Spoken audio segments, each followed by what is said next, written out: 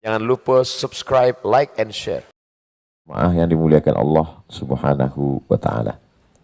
Malam ini kita dipertemukan. Pertemuan ini sudah ditetapkan Allah Subhanahu wa Ta'ala ketika Allah menciptakan alam semesta, lalu Allah perintahkan kepada qalam. Allah bersumpah demi qalam, pena, nun wal qalami wa ma yasturun. Mudah-mudahan pertemuan kita ini termasuk pertemuan yang mendatangkan rahmat dan barakah Allah Subhanahu wa Ta'ala. Allahumma sholli ala Sayyidina Muhammad wa ala ali Sayyidina Muhammad. Islam itu agama yang tidak hanya mengatur tentang masalah ritual. Karena ada orang beranggapan yang penting sudah sholat, yang penting sudah baca Quran, maka urusan selesai. Lalu dia menyakiti hewan, menyiksa binatang, bahkan menikmati. Ada sebagian orang yang menikmati melihat binatang itu tersiksa. Sampai hari ini. Orang barat itu sampai hari ini main tombak ke pundak banteng, dibuat dia menjadi marah dengan kain merah. Setelah dia mengamuk, letih, lalu puncaknya disakiti. Dan mereka menikmati itu. Maka pencinta hewan di Eropa menentang itu. Tapi masih tetap berlanjut, karena yang suka juga banyak. Nah, Islam, kalau orang belajar tentang Islam ini secara mendalam, dia akan lihat bagaimana Nabi Muhammad SAW itu betul-betul wa ma arsalnaka illa rahmatan lil alamin. Kedatangan Nabi itu menjadi rahmat bagi semesta alam. Tidak boleh menyiksa binatang dalam Islam. Jadi menyikapi binatang ini ada dua kelompok di dunia ini. Satu kelompok menikmati untuk menyiksa binatang. Ada yang membakar binatang, ada yang membunuh binatang dengan cara kejam, ada yang menyiksa binatang. Satu kelompok lagi sampai tidak mau memakan binatang. Hewan itu tidak mau dimakan. Akhirnya dia cuma makan sayur-sayuran aja. Sahabat-sahabat kita dari vegetarian. Sedangkan Islam ini kelompok tengah. Wa kadzalika ja'alnakum ummatan wasata. Kami jadikan kamu kelompok yang pertengahan. Dalam Islam boleh memakan binatang. Kulu, makanlah. Tapi cara makannya disembelih dulu. Dan menyembelihnya juga halus. Idza qataltum fa ahsinul qitlah. Kalau kamu membunuh, bunuh dengan baik. Bagaimana membunuh dengan baik? Sekali pukul mati. Mukul lalat, misalnya lalar. Atau memukul ular, atau mukul kalajengking. Di antara yang disebutkan secara teks dalam hadis, uqtulul aswadaini fis shalah. Bunuhlah dua yang hitam. Walaupun kau sedang salat. As-su'ban, ular, wal aqrab, kalajengking. Karena dia memang berbahaya. Bisanya itu bisa mematikan orang. Ada bisa yang disalurkan melalui gigi taringnya seperti jarum suntik. Ada lubangnya di ujung gigi taring itu. Lalu kemudian ketika mengena ke pembuluh darah, masuk dia ke dalam, mengalir sampai ke jantung, membeku dia. Itu sakitnya luar biasa. Kalau sampai dia ke jantung, orang bisa mati. Maka karena mudaratnya yang luar biasa, boleh dia dibunuh. Tapi sekali pukul mati. Tidak boleh kita siksa dia. Begitu Islam hebatnya. Lalu kemudian kalau yang modelnya disembelih, dimakan. Idza dzabhtum fa ahsinu dzabhah. Kalau kamu nyembelih, sembelih dengan baik. Falyuhidda syafratahu, tajamkan pisaunya. Walyurih dzabihatahu. Dan binatang yang disembelih itu buat dia mati dengan tenang. Jangan pisaunya tumpul. Tidak boleh disembelih dengan tulang. Tidak boleh disembelih dengan pisau yang tidak diasah. Bahkan tidak boleh mengasah pisau di depan mata hewan itu. Jadi Islam itu begitu detail, begitu halus mengajarkan kita. Ini umat Islam harus menjelaskan ini kepada alam semesta, kepada saudara-saudara kita non-muslim, supaya dia tahu Islam itu bukan teroris, Islam itu bukan fasis, Islam itu bukan ekstremis, Islam itu bukan kanibal, Islam itu bukan barbar. Itu adalah labeling, dilabelkan orang. Fitnah yang luar biasa. Makanya sebetulnya apa yang terjadi pada hari ini, bagaimana peledakan gedung 11 September, lalu kemudian karikatur Denmark, disusul kemudian apa yang dilakukan Macron. Kalau saya melihat itu rencana Allah untuk memberikan iklan gratis buat Islam. Setelah seminggu berlalu, apa yang kita lihat hari ini? Ternyata orang Perancis mulai mencari-cari Islam. Ketakutan-ketakutan dimulai dengan Samuel Huntington mengatakan akan ada clash civilization. Benturan dua peradaban, peradaban barat dan peradaban timur. Peradaban barat yang tidak percaya kepada Tuhan dengan filsafatnya. Peradaban timur, Islam yang percaya kepada wahyu bahwa akal ini lemah. Lalu kemudian untuk menemukan kebenaran yang hakiki dibawa oleh nabi-nabi yang menerima wahyu dari Allah Subhanahu wa taala. Maka ini nanti pasti ditunjukkan Allah. Sanurihim ayatina fil afaq. Kami akan tunjukkan. Saya yakin dan percaya, keyakinan saya mendalam bahwa pencinta-pencinta hewan akan mencari, menggali ajaran Islam. Ketika dia menemukan bagaimana membunuh binatang dengan cara yang benar, bagaimana menyembelih binatang dengan cara yang betul, syar'i sesuai syariat Islam, di situ mereka akan berkata, Rabbana ma khalaqta hadza batila. Tidaklah yang kau ciptakan ini sia-sia ya Allah. Tidak boleh menyiksa hewan yang tidak menyakiti. Ketika Nabi dengan sahabat sedang musafir, lalu ada salah seorang itu mengambil api, dia nyalakan di bawah sarang semut. Melihat semut itu berlarian, mungkin dia ada satu kenikmatan melihat semut itu berlari-lari. Maka melihat itu Nabi marah. Apa kata Nabi? La yu'azzibu binnar illa rabbun nar. Tidak boleh menyiksa dengan api kecuali Rabb, Allah pemilik api. Bagaimana pasukan bala tentara. Dalam Al-Quran ada satu surat namanya surat An-Namal, surat semut. Ada surat An-Nahl, surat An-Nahl, madu, lebah, surat lebah. An-Namal, semut. Beda mim dengan ha. An-Namal, semut, An-Nahl, lebah. Panglima pasukan semut berkata kepada seluruh semut-semut, udkhulu masakinakum. Hai pasukan semut, semua semut masuk ke sarang-sarang kalian. Karena pasukan Sulaiman sedang lewat. Ketika itu Nabi Sulaiman menyuruh seluruh pasukannya, stop, jangan berjalan. Berikan waktu kepada semut untuk masuk ke sarang-sarangnya.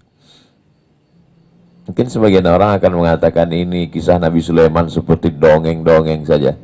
Nanti sebelum hari kiamat dibuktikan, ditunjukkan Allah Ta'ala bahwa mereka punya kehidupan.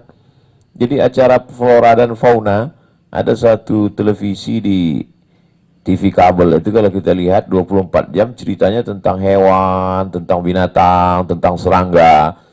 Uniknya, yang punya konsep itu Quran, Islam. Tapi yang meneliti bahwa semut punya kehidupan, itu justru orang-orang barat. Jadi mereka itu sebetulnya sudah berakhlak, sudah berilmu, sudah bersih. Tinggal satu saja lagi, bersyahadat. Dan iklan yang dilakukan oleh barat ini hari ini mencaci maki Islam, itu sebenarnya dibalik itu semua hikmahnya, cara Allah Ta'ala. Bad news, berita buruk, itu sebenarnya dibalik itu ada good news, berita bagus. Orang justru mencari-cari. Karena kalau tidak orang akan cuek saja. Tapi begitu difitnah Islam ini agama, membunuh selain diri dia adalah salah, pancung kepalanya.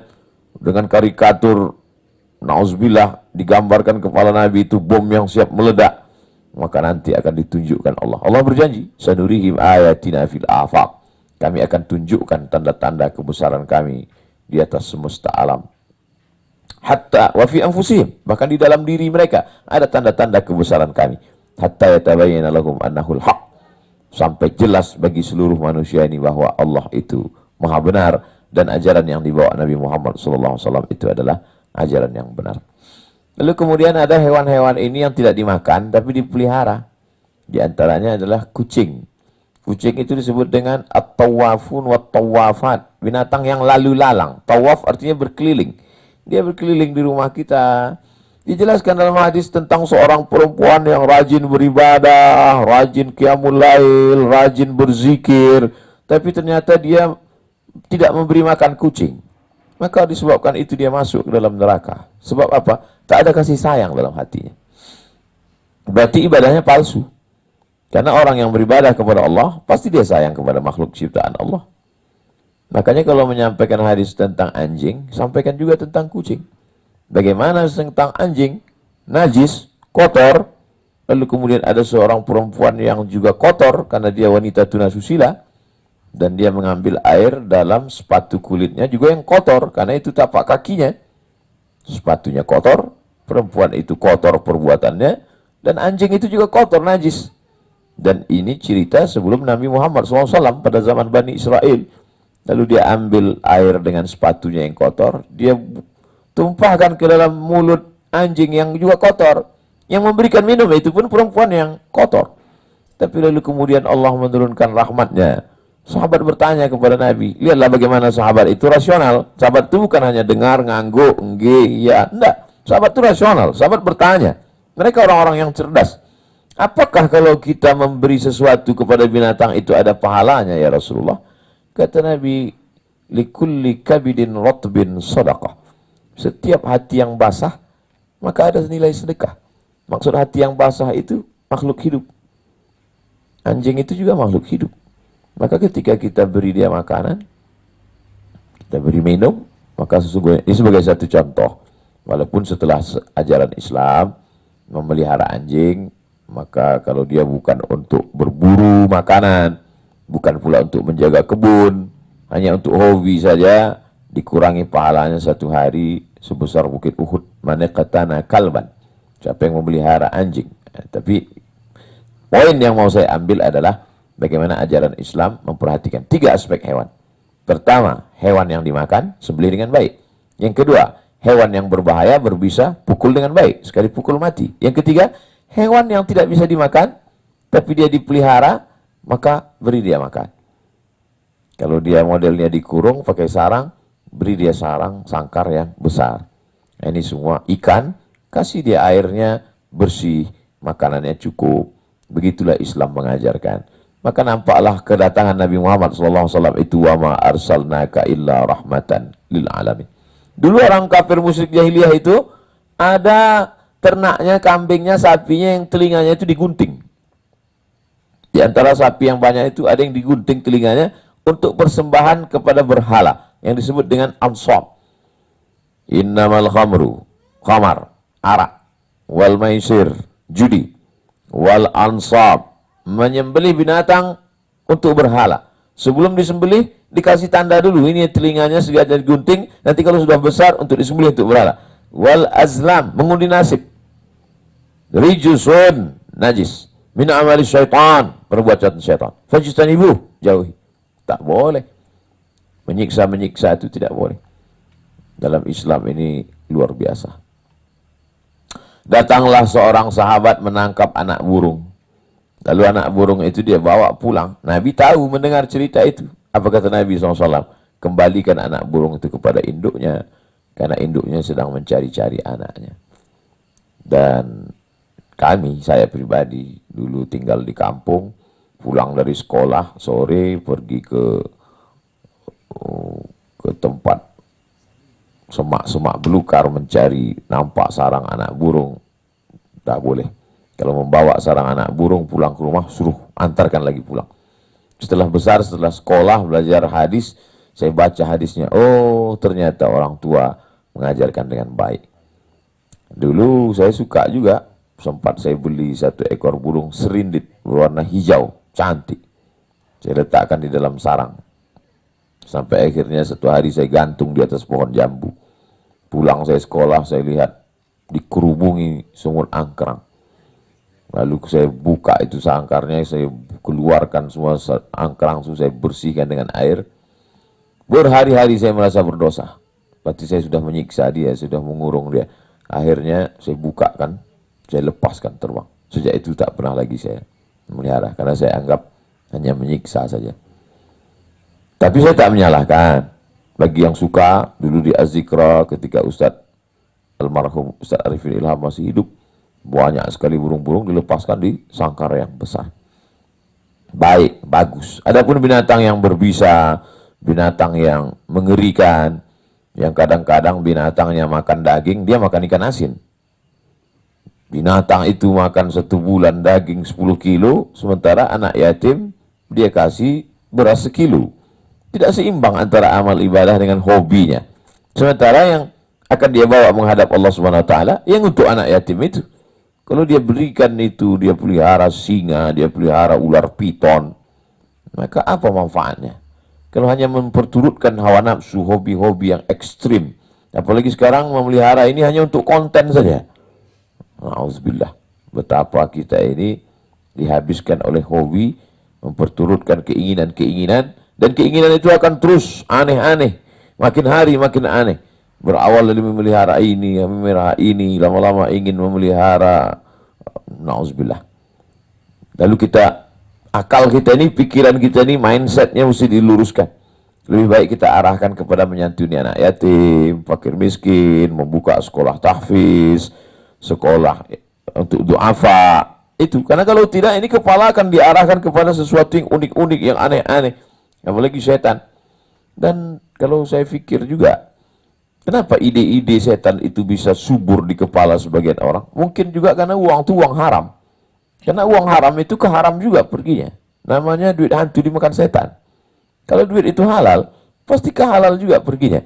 Jadi satu sisi, Ustaz Somad, ini kenapa orang hobinya aneh-aneh, unik-unik? Kenapa tidak terpikir sama sekali dia untuk buka sekolah tahfiz, menyantuni anak yatim, menyekolahkan fakir miskin? Kenapa malah habis uang ini? Ya karena memang datangnya dari tempat yang haram, ya perginya ke haram juga. Begitu cara Allah Subhanahu wa taala.